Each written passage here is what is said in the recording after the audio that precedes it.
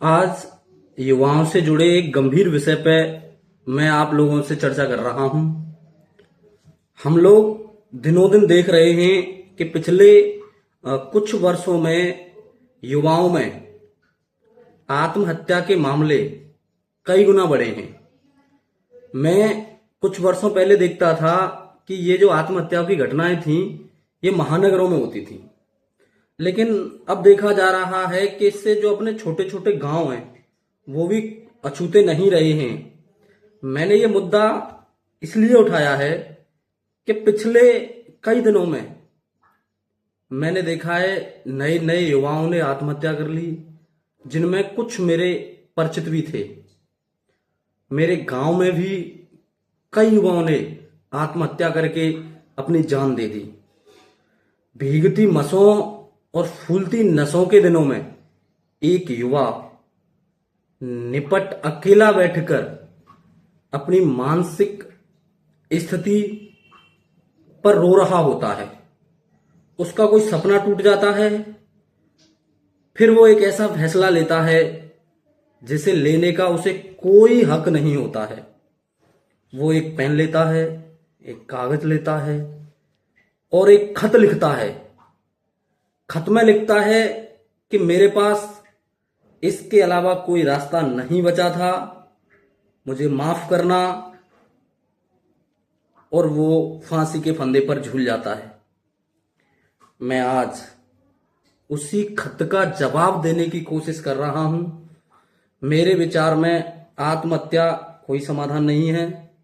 आप लोग सोचिए कि किसी कमरे में एक पंखे से एक रस्सी बंधी हुई है, उस पर एक नौजवान लटका हुआ है, गर्दन की नसें टूट चुकी हैं, निर्जीव हाथ पैर ना वो झूल गए हैं, गालों पे कुछ आंसुओं की बूंदें जमी हुई हैं।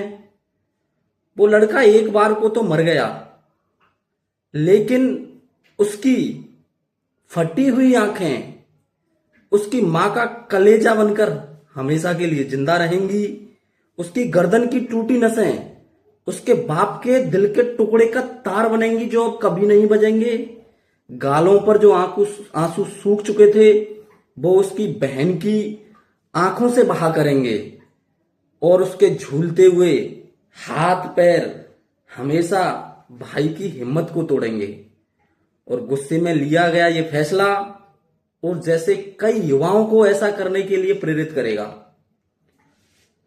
साथियों, ये कैसा हल है जिसमें अपनों का बर्बाद होता हुआ कल है। आत्महत्या करने वाला इंसान तो एक बार को मर जाता है, लेकिन उसके माँ बाप, उसके मित्र, उसके रिश्तेदार बार बार मरा करते हैं। वो खुद को हमेशा अपराधी समझते हैं और जीते जी मर जाते हैं। डॉक्टर और मनोवैज्ञानिक ये कहते हैं कि अगर सही समय पर उनके पास सही मार्गदर्शन या कोई मदद पहुंच जाती तो उनको बचाया जा सकता था।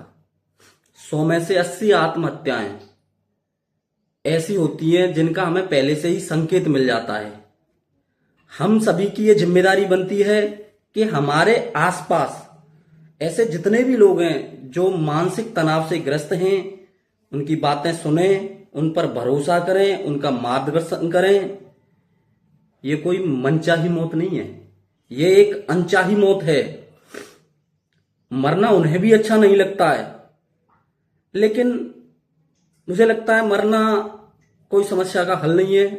आप तो घबराकर ये कहते हैं कि मर जाएंगे, लेकिन मरकर भी चैन नहीं मिला तो फिर कहां जाएंगे।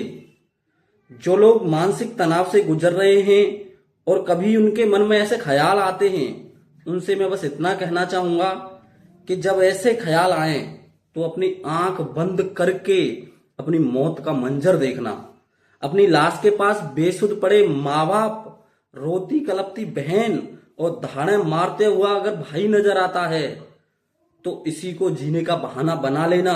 जीने के यार हजारों बहाने हैं, कोई भी बहाना बना लेना। अगर फिर भी कोई बहाना ना मिले तो बचपन में माँ साहब की मार से बचने के लिए कोई बहाना बना लेते थे ना, तो इस बार मौत से बचने के लिए कोई भी बहाना बना लेना, लेकिन मरना मत। छोटी मोटी बातों के लिए जान ना दें। प्यार के फेल होने पर आपने आत्महत्या कर ली, रिजल्ट आपके अनुसार नहीं आया, आपने आत्महत्या कर ली। यार जिंदगी यहीं तक नहीं है। गोपाल दास नीरज जी की पंक्तियां मुझे इस समय कुछ याद आती हैं। गोपाल दास नीरज जी कहते हैं, छिप छिप अश्रु बहाने वालों, मोती व्यर्थ लुटाने वालों। छिप छिप अश्रु बहाने वालों, मोती व्यर्थ लुटाने वालों, कुछ सपनों के मर जाने से जीवन नहीं मरा करता है। सपना क्या है? सपना क्या है? नयन सेज पर सोता हुआ आंख का पानी और उसका टूटना, यूं जागे कच्ची नींद जवानी। गीली उम्र बनाने वालों, डूबे बिना नहाने वालों, कुछ पानी के बह जाने से सावन नहीं मरा करता है। चंद खिलौने खो जाने से बचपन नहीं मरा करता है। कुछ दीपों के बुझ जाने से आंगन नहीं मरा करता है। कुछ मुखड़ों की नाराजी से दर्पण नहीं मरा करता है। कुछ सपनों के मर जाने से जीवन नहीं मरा करता है।